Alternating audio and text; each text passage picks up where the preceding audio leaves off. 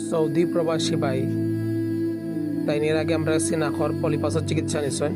আলহামদুলিল্লাহ তাইন এখন সুস্থ আছেন।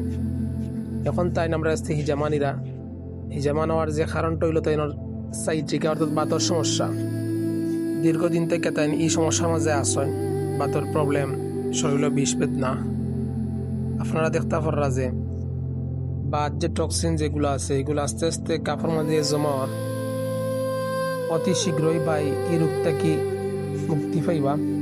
সকলে আমরা বাইর লাগি দোয়া করতাম তেন প্রবাসী মানুষ প্রবাস গিয়ে তেন সুখে ও আরামের যেন তারা দিনগুলো কাটে। আমরা যারা এই সমস্যার মধ্যে আছি বা দর সমস্যার মধ্যে আছি বা অ্যালার্জির প্রবলেম আছে, আপনারা চাইলে আমরা হিজামা সেন্টার থেকে চিকিৎসা নিতে পারবা।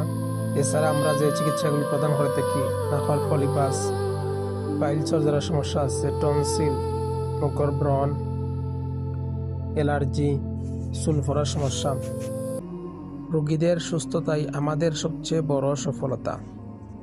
আমাদের কাছে প্রতিটি রোগী গুরুত্বপূর্ণ।